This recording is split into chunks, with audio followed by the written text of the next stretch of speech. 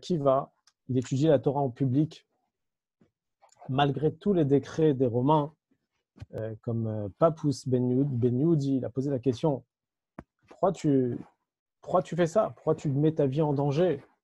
C'est Sakanat Chaim, cette histoire elle est connue. Et Rabbi Akiva, il a répondu par un exemple. Il a dit, donne l'exemple d'un renard qui est en train de marcher sur le bord du fleuve et il voit plein de poissons qui se rassemblent d'un endroit à un autre. Et le renard, il pose la question aux poissons. Il leur dit, pourquoi vous vous enfuyez? Pourquoi vous vous sauvez? Alors les poissons, ils ont répondu, on a peur des filets, des pêcheurs qui viennent sur nous. Alors le renard, il leur a dit, vous voulez que je vous ramène dans un endroit tranquille, sur la terre sèche, on va habiter ensemble, personne ne va vous déranger, je vous protégerai. Alors les poissons, ils ont répondu, on dit, c'est toi qu'on dit, le cheval, le renard, tu es le plus intelligent des animaux. Tu n'es pas intelligent, tu es stupide. À l'endroit où toi tu vis, toi tu seras protégé, mais tu sais très bien que nous, on n'est pas protégés. Sans l'eau, on ne peut pas vivre. Et donc le Nimshal, l'exemple est dans la Torah. Pour nous, c'est quoi? C'est l'eau, c'est la Torah. Les poissons, c'est nous. Comme c'est écrit, Kiu chayecha ve'orech yamecha. La Torah, c'est ta vie. C'est grâce à ça, grâce à ton étude, ça t'allonge la vie. D'aucune façon, on peut s'arrêter d'étudier la Torah malgré tous les dangers qui peuvent nous arriver. Et donc, c'est sûr que l'étude de la Torah, ça protège l'âme Israël. Alors, puisque le Zman Matan Toratenu, le temps de notre Torah arrive, alors je vais parler sur une Nekuda qui est importante, c'est le Kesher, le lien qu'il y a entre l'âme Israël et la Torah. C'est écrit que le mot Israël, si on prend les lettres du mot Israël, c'est Yesh Shishim Ribo Otziot la Torah. C'est Rachetevot, c'est les initiales de Yesh Shishim Ribo Otziot la Torah. Il y a 600 000 lettres dans la Torah. C'est écrit dans le Zohar Hadash de Shir HaShirim. Là-bas, c'est écrit que chaque lettre des 600 000 lettres de la Torah sont une source, c'est ce qui va donner la vie à toutes les âmes du peuple juif. On dit les 600 000 âmes du peuple juif. Alors, une question qui se pose. Si on fait le calcul des lettres de la Torah, il n'y a pas 600 000. Si on prend chaque lettre, bref, on va calculer lettre par lettre, on n'arrive pas à 600 000. Le total des lettres de la Torah, c'est 304 801 lettres. Donc, c'est à peu près la moitié de notre calcul, des 600 000 lettres. Alors, comment ça se fait que le Zohar, il parle de 600 000 lettres dans la Torah? Il y a plein d'explications sur cela. Et je vais rapporter 3 explications. Il y a une explication, c'est ce qu'on appelle le Nikud. Nikud, c'est la ponctuation, les Nekudot. Dans la Shana Kodesh, la majeure partie des Nekudot, des lettres, des voyelles, pardon, sont sous les lettres, ou bien à côté de la lettre, ou au-dessus de la lettre. Mais les Nekudot ne sont pas des lettres en soi. En français ou en anglais, la ponctuation, les Nekudot, sont des lettres. Comme je vais prendre le O pour dire O, la lettre O, le A, la lettre A pour faire A, le I, etc. Mais en hébreu, les Nekudot, ils sont en dessous de la lettre. Et en réalité, il y a certaines lettres, depuis Kabbalah, qu'ils vont rentrer dans le calcul. C'est-à-dire, par exemple, la lettre Chirik, qui va être considérée comme un Yud, parce que comme je vais prononcer I, donc ça va être considéré comme un Yud. Par exemple, aussi la la voyelle Cholam va être considérée comme un Vav, et etc., etc. Donc, il y a des lettres qu'on appelle les Otiyot HaMarshava, ce sont des lettres de la pensée, c'est-à-dire qu'ils sont sous-entendus dans les mots, mais ils vont rentrer dans le calcul des 600 000 lettres de la Torah. Il y a un deuxième exemple aussi, c'est sur la forme des lettres. Quand on lit la forme des lettres dans le Sefer Torah, il y a y a ce qu'on appelle la lettre Chet, par exemple. Dans le Sefer Torah, c'est le Ktav Ashuri, c'est les lettres du Sefer Torah, où il y a la lettre Chet, par exemple, elle est composée du Vav et du Zayin. Le Vav et le Zayin ensemble, ça fait un Chet. Donc là, on va les compter comme deux lettres. Ou bien, par exemple, aussi la lettre Aleph.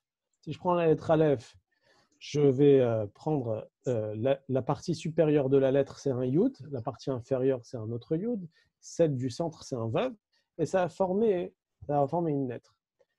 Donc, des fois, une lettre, des fois, elle peut avoir trois lettres. Il y a une autre chose aussi, c'est ce qu'on appelle le Milouï. Milouï de Otchiot. C'est un sefer qui s'appelle Eved Alevi, Avad Alevi. Et là-bas, il explique que dans le calcul des lettres aussi, il faut compter ce qu'on appelle le milouï des lettres. Comme par exemple le Aleph. Si je prends Aleph, ça va faire Aleph, Lamed, P. Parce que, ce qu'on va voir dans la lettre, c'est le Aleph, mais ce qui est caché derrière, c'est le Lamed et le P qui est caché derrière.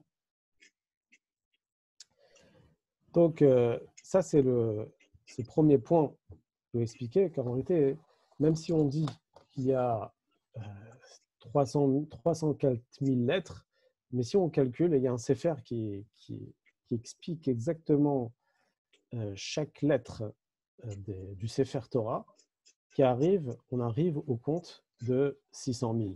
Je ne sais pas exactement comment, mais en tout cas, avec cette base qu'on a expliqué, que ce soit avec les voyelles, ou que ce soit avec la forme de la lettre, ou que ce soit avec le milouï, on arrive au calcul de 600 000. Après, il y a une deuxième chose à savoir, qu'une fois qu'on sait qu'il y a 600 000 lettres,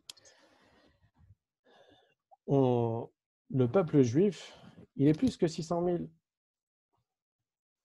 D'ailleurs, c'est un rapport aussi avec la paracha de cette semaine, puisque dans la paracha de Bamidbar, on va dire Shabbat, il y a le compte des Bénis Israël. Quand on arrive au compte, on arrive à peu près au compte de 600 000. Mais ça, c'était qu'au temps où les Juifs étaient dans le désert. Mais lorsqu'on dit que chaque Juif a une lettre dans la Torah, ça veut dire que chaque Juif, depuis la sortie d'Égypte jusqu'à la fin des temps, jusqu'à la venue de Mashiach, il a une lettre, il a une part dans la Torah. Alors, ce qu'il faut comprendre, c'est comment chaque Juif a une lettre, a une part dans la Torah, alors qu'il n'y a que 600 000 lettres. Et dans le calcul, rien qu'à notre génération, on est à peu près dans les 17 millions de Juifs, c'est pas plus. Parce qu'il y en a qui sont cachés, il y en a qu'on ne sait pas. Mais en dehors de ça, toutes les générations qui nous ont précédés, il y a beaucoup plus, il y a des millions de Juifs. Comment on arrive au calcul de 600 000 lettres? Alors, il y a dans la Kabbalah, on explique que la lettre, les 600 000, ça commence en vérité avec les 6 midot. Les 6 midot d'Akadosh Baruch Hu, chaque juif, il a une neshama. Cette neshama, c'est une étincelle pure d'Akadosh Baruch Hu, cette âme. Et un juif, il exprime une mida d'Akadosh Baruch Hu. De façon générale, chaque neshamot va exprimer une des 6 midot d'Akadosh Baruch Hu. Et les 6 midot, c'est simple, c'est Chesed, Gvura, Tiferet, Netzach, Od et Yesod. Ces 6 midot-là, la midat Chesed qui est connue, c'est la personne qui est de nature à vouloir aider sans limite et il prend plaisir d'aider, comme la midat de Avraham Avinu. Avraham Avinu, c'était l'homme de bonté, l'homme de Chesed. Il y a la midat Gvura, ça représente plus la crainte de Dieu, celui qui va faire attention al-kala kevachamura sur les mitzvot légères, autant que les mitzvot importantes. Et il va faire très attention par nature. Ça, c'est le niveau de Yitzhak. On appelle ça Pachad Yitzhak, celui qui a la crainte de Dieu. Il va être méticuleux sur chaque mitzvah. Ensuite, on a Midat et Tiferet. Midat et Tiferet, c'est le lien, la combinaison entre deux midot opposées. En général, c'est celui qui choisit toujours le juste milieu entre le chesed et la gvura. Le Talmid Chacham, on dit que le Talmid Chacham va toujours choisir le juste milieu entre le chesed et la gvura, entre la bonté et la rigueur, entre l'amour et la crainte. Ensuite, on a la quatrième mida, c'est Netzach. Netzach, c'est la constance. C'est celui qui va toujours être constant dans ce qu'il fait, peu importe les épreuves qu'il va avoir, les épreuves qu'il va surmonter. Il va avoir énormément de nisyonotes, mais il n'y a rien qui va l'affaiblir. Il va toujours utiliser cette mida de Netzach, il va être constant, il va aller jusqu'au bout. Et il va surmonter toutes les épreuves. Ça, c'est la mida de Netzach. Ensuite, il y a la mida de Hod. Hod, c'est la modestie, l'abnégation, la soumission à Kadosh Baruch Hu. Toujours, il remercie sur la vie qu'Akadosh Baruch Hu lui a donnée, sur les mérites qu'il lui a donnés, sur ce qu'il a tous les jours dans sa vie, tous les miracles que Dieu il fait tous les jours, du matin au soir. Od, c'est même du mot Odaha, remerciement, reconnaissance. Et la dernière mida, c'est la mida Yesod. La mida de Yesod, c'est la personne qui est fort dans son attachement. Il s'attache tellement à Kadosh Baruch Hu, ce qu'on appelle la itkashrut, l'attachement. Il s'attache à Kadosh Baruch Hu pour pouvoir sanctifier le nom de Dieu, même dans ce monde. C'est comme la mida de Yosef Hatzadik. Yosef Hatzadik, malgré qu'il était en plein dans le monde matériel, il était le vice-roi d'Égypte, mais malgré tout, il avait ses bases, il avait ce yesod, il était toujours attaché à Kadosh Baruch Hu, et grâce à ça, il a pu tenir. Il a même sanctifié le nom d'Akadosh Baruch Hu dans le monde, dans l'endroit où il était, même dans l'endroit le plus bas il était, sans être influencé par la matérialité et par tous les problèmes de ce monde. Et donc ça, c'est ce qu'on appelle des midot klaliot, des midot générales, et que chaque personne est reliée à une de ces midot. Et ensuite, il va avoir après un mélange. Il y aura des personnes qui vont avoir un mélange de midot. Un, il va avoir plus de chesed, mais il va avoir aussi un petit peu de gevura, de rigueur. Un, il va avoir plus de hod. Chacun, il a cette mida particulière.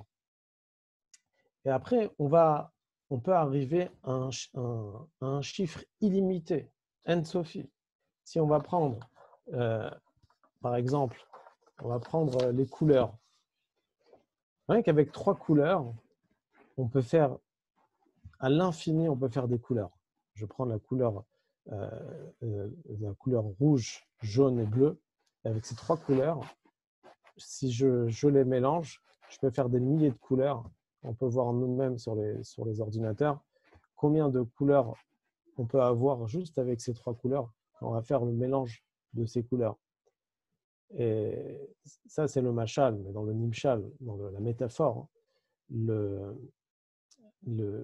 ces 6 midot sont comme des couleurs, ça veut dire sont des caractères. Et que quand on va les combiner ensemble, on peut arriver à un chiffre, à l'Pi Kabbalah, on va arriver à un chiffre de 600 000. Et ça, c'est ce qu'on appelle les neshamot. Quand les séphirotes, les sphères célestes, elles vont s'unir l'une avec l'autre, elles vont donner des neshamot, et chaque neshama est rattaché à une des 6 midot d'Akadosh Baruch Hu. Chaque mida, elle va être multipliée par des centaines, et fois 5, et à ce moment-là, on arrive au calcul des 600 000 lettres de la Torah. Donc, on voit que le chiffre 600 000 dans le peuple juif, En vérité, c'est 600 000 caractères de Neshamot différentes et qui vont prendre une forme différente. Et ce qui va avoir après, c'est ça qui va faire la différence entre une personne, entre un individu et un autre individu.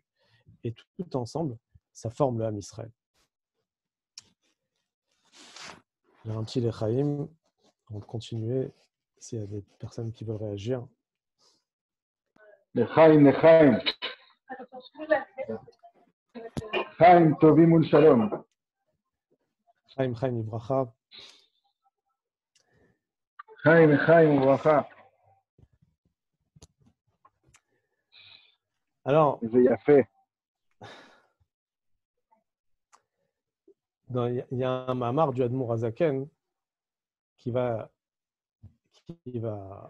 relier en vérité tous ces midotes et il va arriver donc au Tavresh Elef, aux 600 000.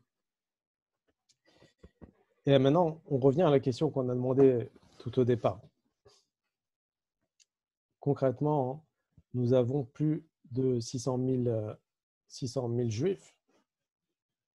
Alors, comment on arrive au calcul de 600 000 s'il y a plus de 6 000? Oui. Est-ce que ça ne fait pas référence au fait qu'on dit qu'Adam Arishon, il avait toutes les âmes en lui et qu'il y avait 600 000 âmes comme ça? Oui. Est-ce que c'est pas par rapport au premier homme et qu'après, après forcément, il a fait des enfants, mais… Oui, alors c'est une bonne question que tu poses. C'est rapporté ça aussi, que Adam Arishon, c'est une neshama klalit, c'est une neshama globale, une neshama générale, et cette neshama qui englobe toutes les neshamot qui vont arriver plus tard. Et maintenant, dans la neshama d'Adam Arishon, il y a ce qu'on appelle le Tavresh Elef, il y a aussi les 600 000 neshamot, mais de ces neshamot-là, il y a aussi des branches, ce qu'on appelle des nitzotzot. Un nitzutz d'une neshama, ce qu'on appelle une étincelle d'une neshama. En fait, chaque neshama des 600 000 neshamot sont des shoresh, sont des racines, sont des sources à d'autres neshamot encore. Ça veut dire que effectivement, il y a 600 000 âmes qui sont globales, des neshamot de source, mais après, ces neshamot globales, elles vont pouvoir encore se diviser encore à des milliers de neshamot. Et c'est pour ça qu'en réalité, on peut arriver après à un nombre qui est très grand, à des millions, même à des milliards. On dit aussi que la neshama de Yaakov Avinu aussi, c'était une neshama générale. On dit que c'est écrit c'est rapporté dans la Gemara que la choufrée de Yaakov, la beauté de Yaakov Avinu, il avait la même beauté qu'Adam Arishon. Mais lorsqu'on parle de beauté ici, c'est la beauté de la neshama.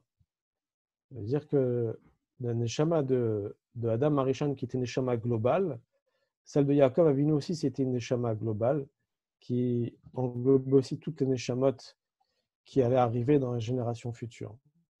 Et dans chaque génération, il y a ce qu'on appelle une tête, une neshama globale qui va englober plusieurs neshamot. Et ce qu'on appelle le Rabbi, c'est ça, Rabbi, c'est Rosh Bene Israël. Pourquoi on appelle ça la tête de Bene Israël? Parce que c'est une neshama klalit, c'est une neshama globale qui va englober toutes ces neshamot-là. Il y a eu une petite anecdote. C'était avec le Admour Amtsaï Rabbi Dovber Schneerson. Un jour, il y a un chassid qui est venu le voir et c'était en yichidout, en audience privée. Et il lui a demandé, une bracha pour un tikkun, pour une faute qu'il avait fait, une faute qui est connue, ce qu'on appelle Khatat Nourim, les fautes de jeunesse. Et le Admour Amtsaï, il lui a montré son bras, il lui a montré qu'il avait la peau sur les os. Et il lui a dit, tu vois ma peau qui est sur les os, il dit, ça c'est pour tes fautes. Ça veut dire, je suis en train de prier à Kadosh Baruch Hu pour enlever toutes les fautes que… En fait, il a pris sur lui, le Admor Emtsaï, il a pris sur lui toutes les fautes de ce juif. Pourquoi? Pourquoi le rabbi il prend les fautes de ce juif? Parce que c'est Rosh Béné Israël. C'est la tête des Neshamot, des fois. Il a sur lui une responsabilité et il va prier aussi pour ces Neshamot qui sont rattachés à lui et qui sont reliés à lui. Et dans chaque génération, il y a ce qu'on appelle une Neshama Klalit, qui, de là, toutes les petites Neshamot sont reliées avec cette grande Neshama-là. Maintenant, on va expliquer comment même une petite chose, en vérité, une petite Neshama, elle a une importance dans la Torah. On peut dire, bon, une Neshama, c'est quoi? C'est une petite lettre, c'est peut-être une voyelle. Et là, en vérité, on apprend que chaque juif, bien sûr, il fait partie du klal, il fait partie de la généralité du Ham Israël. La halakha, elle dit comme ça, qu'un Sefer Torah qui est kasher, c'est un Sefer Torah qui a toutes ses lettres. Et s'il manque une seule lettre dans le Sefer Torah, il n'est pas soul, il n'est pas kasher. Et pareil pour nous. Le peuple juif, il est composé de toutes sortes de juifs, du plus grand jusqu'au plus petit. Et s'il manque un seul juif, si on exclut un juif, ça manque dans tout le Ham Israël. Et c'est une notion qui est très importante. C'est là où est l'importance de Havat Israël, d'aimer son prochain comme soi-même. Chacun, il est garant de l'autre, puisque chacun, il doit faire en sorte que l'autre juif qui est en face de lui ne soit pas exclu, il fasse partie du Ham Israël, peu importe. Et ça nous donne une leçon de morale dans 2 points. Premièrement, c'est un srout, c'est un mérite. Et deuxièmement, c'est une responsabilité, c'est un devoir, c'est une chova. Le mérite, il est que, puisque chacun il fait partie de la généralité, et que sans lui, il manque dans cette généralité-là, alors on ne peut pas sortir un juif de la généralité. Si on prend le mot tzibour, c'est connu que c'est les rachetevot, c'est les initiales de tzadikim, benonim et rechaim. Tzadik, les justes, les moyens et les rechaim. C'est-à-dire que même les rechaim du peuple juif, on peut penser qu'il faut les exclure, mais non. Même les rechaim du peuple juif, il faut les rapprocher. Il ne faut pas les éloigner. Tzibour.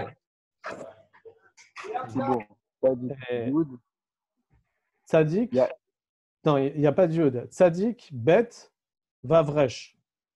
Tzadik, c'est Tzadikim, Bet, c'est Benonim, et Vavresh, c'est Ureshaim.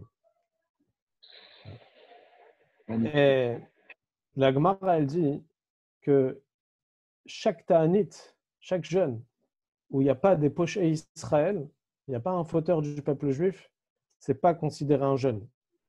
Pourquoi? Parce que quand on ramenait les encens dans le Beth Amikdash, les Ktoret, d'ailleurs on dit que étudier les sujets des Ktoret, ça arrête la Magéfa, l'épidémie. C'est pour ça qu'Aaron Cohen, il avait arrêté l'épidémie avec les Ktoret. Et donc c'est une des choses qui peuvent aider pour arrêter l'épidémie, c'est étudier le passage des Kétoret. Une parenthèse. En tout cas, qu'est-ce qu'il y a dans les Kétoret? Les Kétoret, il y avait 11 samémanim, 11 parfums. Et un des parfums, c'était quoi? C'était le Chelbona. Chelbona, c'était un parfum qui sentait très mauvais. Et malgré tout, on l'a intégré dans les parfums des Kétoret, dans le Beth Amikdash, pour pardonner les fautes du Ham Israël. Pourquoi? Parce que chaque parfum représente un Ben Israël, un niveau du peuple juif. Et les Yud Aleph Samémanim, les 11 parfums, du plus haut jusqu'au plus bas niveau. Et le dernier, c'était le Chelbona, le parfum qui sentait le moins bon.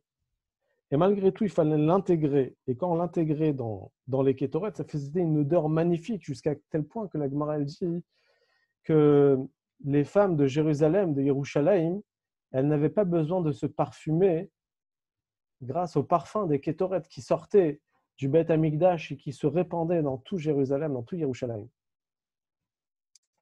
Ça veut dire que que Gemara a dit que ça sort de là, que le Chelbona, qui représente les Rechaïm, il devait faire partie des Kétoret, de l'ensemble du peuple juif.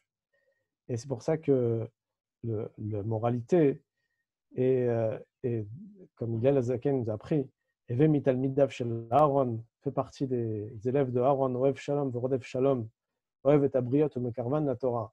Dans Pirkei Avot, c'est écrit fait partie des élèves de Aaron qui aimaient la paix, qui couraient vers le Shalom et qui aimaient toutes les créatures et qui les approchent et qui les rapprochent vers la Torah. Donc ça, c'est un srout, c'est un mérite que chacun il a une part dans la Torah et que chacun il a sa partie et le klal, l'ensemble du peuple juif, il inclut tout le monde. De l'autre côté, en tant que chelek, en tant que partie du klal d'Israël, on a une responsabilité. Chaque juif, il doit penser qu'il n'est pas seulement une petite lettre ou une petite voyelle et que ce qu'il va faire, ça ne peut rien changer. La vérité est que chacun, tout ce qu'il va faire, ça a un impact sur tout le Ham Israël, sur tout le peuple juif. Que ce soit les Tova pour des bonnes choses, soit Chas v'Shalom le contraire. Chaque chose que je vais faire, je dois réfléchir aussi, pas seulement pour moi, je dois réfléchir aussi pour tout le Ham Israël. Par rapport à ça, les Chachamim, ils ramènent un exemple. Un homme qui se trouvait dans un grand bateau, énorme, avec beaucoup de chambres. Et il était dans sa chambre et il a décidé de faire un petit trou dans le sol de sa chambre. Alors tout le monde sont venus le voir et dit attention, tu risques de noyer le bateau. Il a dit non, vous inquiétez pas, moi je fais le trou dans ma chambre, ça concerne personne d'autre. Et bien sûr, il a fait le trou et l'eau elle est rentrée dans sa chambre et ça a noyé tout le bateau. Ça veut dire que là, on voit la responsabilité de chacun. Chacun individuellement, il a sa responsabilité, il a un impact, que ce soit positif, que quand il va étudier la Torah, quand il va faire des mitzvot, il va protéger, pas seulement lui, mais protéger sa famille, il va protéger tout le Ham Israël. Et quand il va faire aussi dans l'autre sens, que Dieu nous en préserve, il y a une responsabilité, il ne doit pas penser qu'à lui. On est tous dans le même bateau. Et que ce qu'on va faire, ça va avoir un impact général. Et ça, c'est cette responsabilité qu'on doit avoir de choisir le Derech HaYeshara, le chemin droit de Torah et de Mitzvot.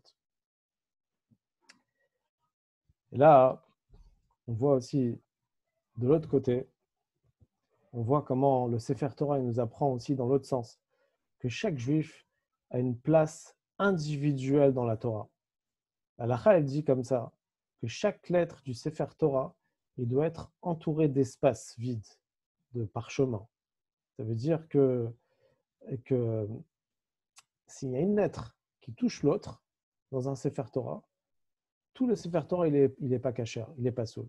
C'est pour ça qu'on doit faire attention que chaque lettre soit entourée d'espace. Chaque lettre doit avoir son espace dans la Torah. Et ça, c'est un grand chidouche. Dans un Sefer Torah, il y a des milliers de lettres et qu'ensemble, ça fait tout un Sefer Torah. On aurait pu penser que le klal, l'ensemble général, est le plus important, mais les détails ne sont pas importants. Et là, on voit, la Torah nous apprend comment le klal, comment l'ensemble général est important. Et non seulement l'ensemble général, mais chaque lettre a sa place particulière dans la Torah, avec tout l'ensemble. Et que s'il y a une lettre qui touche l'autre, les lettres ne seront pas cachées. Et on voit ici donc, cette leçon, c'est que durant toute l'histoire, les nations du monde, ils se posaient des questions, et différentes politiques, qu'est-ce qui est plus important, l'ensemble général ou chacun particulièrement? D'un côté, il y avait des politiques qui disaient que l'ensemble général, c'est plus important, et que même si ça va avoir un impact sur les individus, comme par exemple, comment on appelle ça, la politique de... comment on appelle ça, le communisme, qu'ils avaient cette idée-là, que le plus important, c'est l'ensemble général et que chacun travaille ensemble, etc. Et que de l'autre côté, ça avait un impact sur les individus. Des fois, ça pouvait prendre la place sur les individus. Mais eux, ils donnaient plus d'importance sur l'ensemble général. Il y a d'autres politiques qui disaient que le plus important, c'est chacun individuellement, comme la démocratie. Chacun, il a sa place et chacun, il peut rapporter, etc. Mais des fois, ça peut avoir un impact sur l'ensemble général. Et c'est là où la Torah, elle vient. Elle nous dit qu'on a besoin des deux. On a besoin du klal, l'ensemble général du peuple juif, et on a besoin de chaque individu. Chacun, il ne peut pas marcher sur les pieds de l'autre. D'un côté, chaque lettre font partie de l'ensemble général qui vont faire un seul Sefer Torah. Et de l'autre côté, chacun, il a sa place personnelle. Chacun, il a sa lettre personnelle dans la Torah. Et chaque lettre va former un puzzle qui va former toute la Torah. Et de l'autre côté, il ne faut pas piétiner sur le bien de l'autre, sur le bien personnel de l'autre, pas piétiner sur la personnalité de l'autre juif. Il faut laisser la place à chacun. Et c'est ça, en réalité, qui va former, en vérité, un Sefer Torah parfait. Et on peut dire que c'est tout le travail de Sfirat HaOmer. Travailler sur ses midot, réparer aussi ce qu'ils ont fait les élèves de Rabbi Akiva. Les élèves de Rabbi Akiva, ils manquaient de kavod, c'est-à-dire qu'ils manquaient de kavod, comme on s'est expliqué longuement, qu'ils avaient tellement l'amour du prochain, comme Rabbi Akiva leur a appris, qu'ils ne laissaient plus la place à l'autre. Et ils pensaient que tout le monde, tous ses amis, chacun pensait que l'autre il doit penser comme lui. Mais en vérité, non. En réalité, chacun a sa place dans la Torah, chacun a sa place individuelle. On doit respecter aussi comment l'autre y pense et comment l'autre y réfléchit. Et ça, c'est pour le bien de chacun. Comme la Mishnah, elle dit Kol echad chayav lomar bishvili nivra olam. Chacun il doit dire, il a devoir de dire que le monde, il a été créé pour moi, personnellement. Et on va terminer avec un dernier point. C'est une des choses qu'on dit dans la tfila, c'est Veten chelkenu betoratecha. Kadosh Baruch Hu, donne-nous une part dans ta Torah. C'est-à-dire quoi, donne-nous une part dans ta Torah? Puisque chaque juif, il a une part dans la Torah. La Torah a été donnée à chaque juif, Matan Torah. Et donner une part, ça veut dire que chacun il a la possibilité d'expliquer la Torah à sa façon. Le Harizal, il dit que chacun il a une façon d'expliquer la Torah que l'autre ne peut pas expliquer. Et elle a été donnée à lui. Chacun il a son chélek dans la Torah. C'est pour ça qu'il y en a qui écrivent des chidushim sur la Gemara, sur la Halacha, sur la Mishnah. Parce que c'est le devoir de chacun d'écrire un chidush à son niveau où il peut étudier et développer quelque chose, bien sûr, à l'ibad emet, selon le emet de la Torah. Il peut développer quelque chose, il a ce devoir de développer quelque chose. Et je vais terminer avec une petite anecdote, une petite histoire. C'est Chaim Meban. Chaim. Qui va bien expliquer ce qu'on vient de dire dans ce Farbrengen. Il y avait un Rav qui s'appelait Rav Shmuel Levitin. Il allait ramasser de l'argent pour la yeshiva centrale de Chabad aux États-Unis, la yeshiva merkazite.